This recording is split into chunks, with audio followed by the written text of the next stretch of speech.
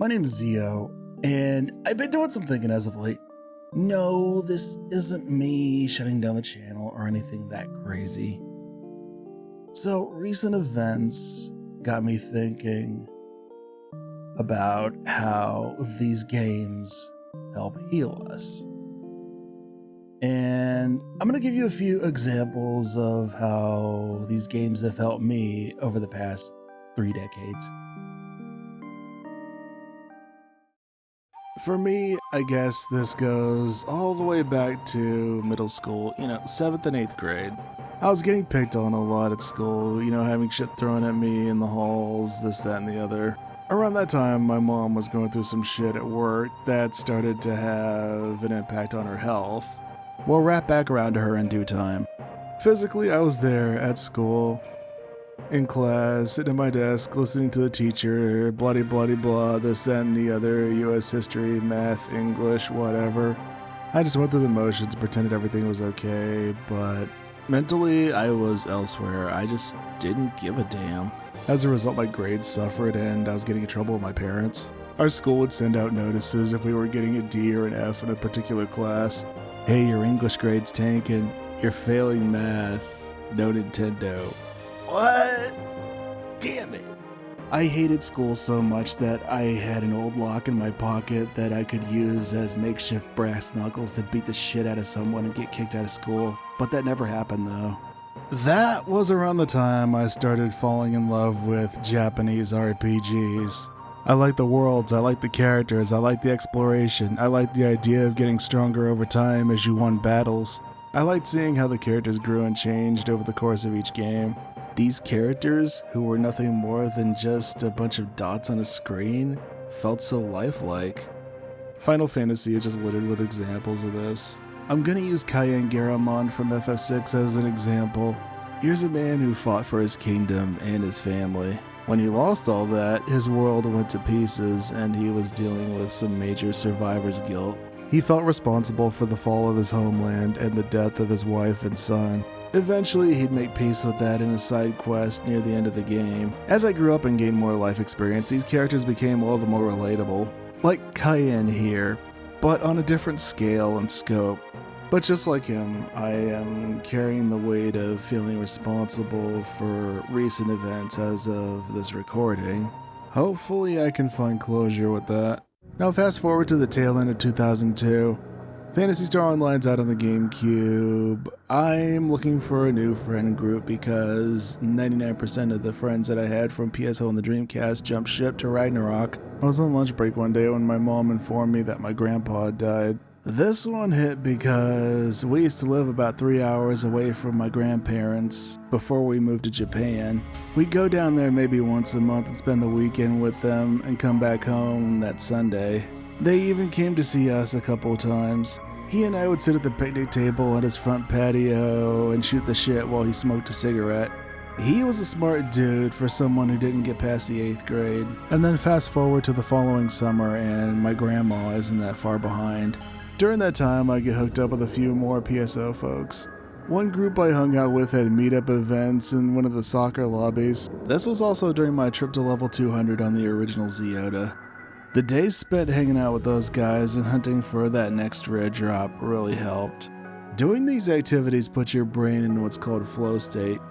You're in the zone, you're focused on eradicating the hordes of baddies room by room while conversing with your other party members. There have been studies about this sort of thing even with the pandemic in recent years. The ones who engaged in flow activities like gaming were found to have lower depression, anxiety, and loneliness. And they say that video games don't do anything for anyone. Anyway, moving on. Fast forward to the last quarter of 2006. Phantasy Star Universe was out in Japan and I was cracked out on that shit. It hadn't come to North America yet. The servers were still pretty shaky in the wake of an extremely messy launch. MoTube hadn't been added online yet. So why is this on here? Well, around that time, I had split up with my girlfriend of over 2 years, near the tail end of September that year. That relationship had been on life support for several months at that point, and neither of us could bring ourselves to pull the trigger. We ultimately wanted different things out of the relationship. She wanted to tie the knot before engaging in the horizontal mambo, and well, I didn't. She eventually wanted to start a family, and, well, I didn't. Near the beginning of that year, the cracks were starting to show, and I thought that taking things to the next level would turn things around. We had a little blowout over it, but we weren't quite ready to give up on each other just yet. Around that time, I was reading a book called How to Win Friends and Influence People by Dale Carnegie. The core concepts of that book included arousing in the other person an eager want and winning people to your way of thinking. So one day I asked her, would you rather go into your wedding day with someone who clearly doesn't know what the hell they're doing, they're clumsy as hell, or would you rather go into that with someone who knows how to foreplay you like a goddess? She was a bit hesitant at first, but she ultimately bought into it. The day came, and I played some Gacked music on my computer because she was a huge fan of Gacked. So, how do I put this without getting in trouble? Mechanical failure happened on my end. It wasn't a total bust though. Before that evening, I looked up online how to please a woman and tried out some of those techniques, and she seemed to be enjoying herself. I don't think Mr. Carnegie intended for the information in his book to be used to get into a girl's pants. That book's been around for 90 years, and I know I'm not the first or last person to use the information in such a way, but I digress. I wanted to try it again.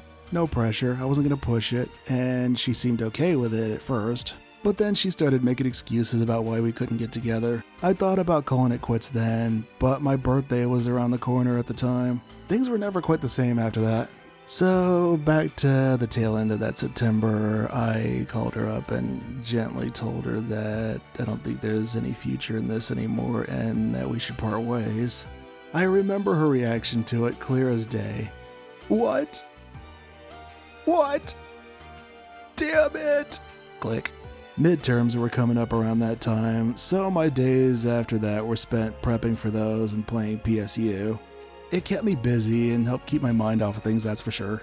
Fast forward a couple months, we start talking again, and I come to find out that she had a boyfriend that she got together with about 2 weeks after we had split up. I think they met at some anime club at the community college they were attending at the time. We talked on and off throughout 2007. We still cared about each other as friends. Neither of us had any expectations of getting back together. In that time, I'd talked to maybe a handful of female classmates. One of them seemed potentially interested, but she was already in a serious relationship. So while this was all happening, I reconnected with an old buddy of mine from high school in Okinawa. He met his would-be wife all the way back in 2000 on EverQuest, no less. He helped me navigate a few things that were going on at the time. So that gave me the bright idea to look for love in my online friend groups. Well, that blew up in my face in spectacular fashion with someone that I'd known for a little while before then. The next day I told them they were fucking dead to me and blocked them. About a month or so after that, we patched things up and agreed to bury the whole thing. We'd been in touch on and off for a good while since then. So back to the ex, we drift apart at the tail end of 2007 going into 2008. So a couple years later I find her on Facebook and shoot her a quick message, hey, hope you're doing well. Once again, no expectations for anything. About a year later she fired back with an email saying you need to move on. She said that things were pretty good up until the 1.5 year mark, which was right around the time I had the bright idea of taking things to the next level. She went on to say that she wanted to break up with me, but couldn't bring herself to pull the trigger. She then went on to say that things were good on her end and that she was in a solid relationship and I was better off forgetting about her. I was still happy for her though. In retrospect, that was a mistake trying to get in her pants that way. Maybe we should have split up in January of that year, and we definitely should have done so in person. The core takeaway, for me at least, is that it's better to cut your losses rather than let something drag on longer than necessary. If things go on too long, then the emotional fallout could be way worse. I was never in a relationship before that, so I wanted to keep things going for as long as I could. My parents had a great marriage, and it was something I'd always wanted in my own life. Over time, I came to realize that the world where they got together and subsequently produced my sister and me is long gone. This was also around the time I figured out that staying busy helped me deal with grief. Phantasy Star Universe and our little importer friend group that we had at the time certainly helped me do that. Ever since then, I never pursued another romantic relationship, online or offline. It just wasn't a priority for me, and I was too set in my ways. We live in a throwaway culture, especially with social media and dating apps. The moment things go sideways, one person's already on the apps, seeking out a replacement, like a broken appliance. I don't need that junk in my life. I did say we'd wrap back around to my mother, so here we go. 2010 rolls around. I am playing Final Fantasy XI after giving it another shot a couple years before. This was after I reconnected with an old buddy of mine from PSO and the GameCube who had been playing FF11 for a good while. In May of that year, my mom was diagnosed with pancreatic cancer. In September of that year, Final Fantasy XIV 1.0 had dropped. Final Fantasy XI still kept me busy though. I quit playing FF11 for about a month and change, a little after they rolled out the first level cap increase and the first Abyssia zone. The Link Shell I was in before that merged with another one while I was away. The leadership of that other Link Shell wore the pants in that relationship, and they turned me down because I mained Blue Mage. A fresh start was in order, so I moved to another server and got with another in-game Link Shell there called Equilibrium. I played the game and did events with them while my mom was asleep. They cut me loose after a couple weeks for not having a caster job like White Mage, Black Mage, or Red Mage leveled up and showed no interest in doing so. By mid-November, I got hooked up with another in-game Link Shell, and I explained the situation with my mom to the leadership, and they were very gracious about it. I didn't tell anyone in the other Link Shell what was happening with my mom, and maybe they would have cut me a break if I had. That group did appreciate that I showed up for pretty much everything and thought I was pretty cool otherwise. This Link Shell was called Gecko Go, named after the Greek katana weapon skill from that game Tachi Gecko. They let me do Abyssia runs with them and helped me get caught up on that stuff. At around that time, my mom took a turn for the worse. Thanksgiving week rolls around. She's not eating, she's sleeping a lot. One of her sisters and my dad's brother were staying with us to help take care of her. By about Wednesday, hospice had come over and the nurses would do 12-hour shifts. We had 3 turkeys that year, one from our church, one from my sister's boss at the time, I think, and one that we made ourselves. If I remember right, the church turkey came from Publix and something was wrong with it, so we had to throw it away. Then at about 3 the next morning, my sister comes in my room. "You gotta come sit with Mom." I'm groggy as hell, and I'm like, And then she says her feet are getting cold, and I'm like, fine. I threw on my clothes and went to my parents' room. We were all huddled around her hospital bed for about 4 hours, and there was soft Christian music playing. We all break off after a while, but my dad and my sister were still in there with her. They had to clean her up and change her clothes after she made a mess in the bed. I got some coffee, talked to my aunt for a little bit, and I'm like, I'm not ready to go back in there, and she's like, neither am I. I took a shower and got dressed and decided I was gonna take a nap. I then thought to myself, I can't fucking do this anymore. I need sleep. If she dies while I'm asleep, then so be it. No sooner do I turn off the light and crawl into bed, my aunt comes storming down the hallway. "Zio's real name!" I was like, oh fuck. I already knew what time it was. She gets my uncle in the other room and the 3 of us race back to my parents' room. We get to the room and my dad's in tears holding her in his arms saying, it's okay, it's okay. You fought like hell. You go to Jesus, baby. You go to Jesus, baby. I'll see you soon and I love you. She took a few more breaths after that, and that was it. The woman who gave me life played Nintendo with me as a kid and taught me how to treat a lady, among other things, was no more. Because she was in the Air Force, she got the military funeral treatment. You know, the 3 volley salute followed by the playing of taps. Our church hooked us up with like 4 or 5 buckets of Kentucky Fried Chicken plus mashed potatoes and all the fixins that evening. A couple volunteers from the church came over to the house and set everything up while the funeral was going on. In the weeks that followed, I played the shit out of Final Fantasy XI. The officers of that Link Shell didn't bug me about leveling a mage job, nor did they threaten to give me the axe if I didn't. I always showed up to whatever we were doing, ready to kick some ass. And I'm sure they appreciated that. I'm sure they also understood the game was a huge lifeline for me and a major distraction from things that were going on at the time. That group went to pieces by the end of January the next year though. A few of the guys from Gecko Go set up their own link shell and scooped me up. We more or less picked up where Gecko had left off. Playing FF11 and staying active in that community really helped me out over the ensuing months. Of course, I did more than just that. I hung out with my dad a lot, started going to the gym with him. We went to church every Sunday. He and I took a road trip to New Hampshire the following summer to visit my mom's family up there. The aunt I was talking about earlier had this cool little house on one of the campgrounds out there. My dad and I stayed there with her and my uncle for a few days. I was glad to have him around, and I'm sure the feeling was mutual. That first year was especially challenging, and we helped each other through it. At that point, we weren't just father and son, but two men struggling to ascertain their place in a world where the woman who was once the center of that world wasn't there anymore.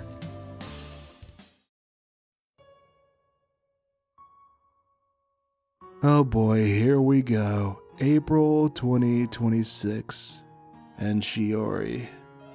I already made a video explaining what happened to her, so for brevity's sake, I'll focus on the aftermath. So, lose my mom on Thanksgiving, and then lose my dog on Good Friday. I swear you can't make this shit up. That day, we took the body down to the local Humane Society, and they gave some recommendations for companies that handled cremation and stuff like that. They gave this one company called The Caretakers a glowing endorsement. That afternoon, I get on their website to make the arrangements to have Shiori's body picked up. Not even 5 minutes after I booked the appointment, my phone rings. This absolute sweetheart of an Irish woman, the owner of the company, is on the other end. I was expecting to hear from some dude in a call center a few hours later. Not the owner of the company, within 5 minutes of me booking the damn appointment. That blew me away right off the rip. So we got to talking about the options, either communal cremation or individual. With communal cremation, they burn your pet's body alongside other animals, then scatter the ashes in the ocean. With individual cremation, they bring the ashes to you in a simple but very elegant cedar box. Shiori was the queen of my heart for 12 fucking years, so the choice was a no-brainer. Her rightful place is with yours truly, not in the Pacific Ocean with a bunch of other animals that I don't fucking know. Sure, it cost a bit more, but this was the last time that I'd ever have to spend money on her. Plus, this illustrious individual gave me a discount on the pickup fee for going through the Humane Society. I'd be lying through my teeth if I told you the first few days were a picnic. Some days are okay-ish. Others, I'm half convinced I fucking killed her. Maybe if I'd done some things differently, she'd still be here. I couldn't afford a huge vet bill. I thought about getting pet insurance when she was younger, but never did for whatever reason.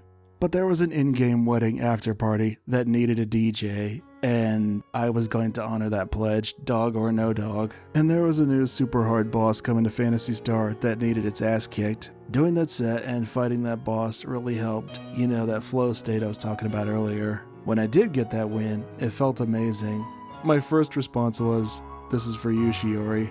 The streaming and making these videos is a tremendous creative outlet. I don't know how long I'll carry this guilt around. What I do know is that just like Cayenne and his family, my grandparents, my mother, and Shiori live on inside me. So if you're going through it right now, there's one piece of advice I could offer. While gaming is an excellent tool, don't let it be the only thing you do. Don't let it cause you to neglect your physical, mental, or spiritual well-being. You know, go for a walk, get some sunshine, some vitamin D, eat a good meal, preferably not from a box. And of course, talk to your family, tell them you love them. If you're lucky enough to still have your grandparents, enjoy that time with them. Forgive those who hurt you, but of course own up to where you may have been in the wrong. If you have four-legged friends, pet them and spend time with them as often as you can. Definitely nurture those connections, as they're also part of our well-being. In the words of a dear friend of mine, no one is promised tomorrow. Just like Cayenne and countless other characters in these games who overcame their challenges, you will too. Of course, thank you to Sega for making Phantasy Star Online and subsequently PSU, PSO2, and NGS. And thank you to Square and Square Enix for Final Fantasy. These two franchises truly changed my life. With that said, I hope you have a blessed day. And remember, to thine own self be true.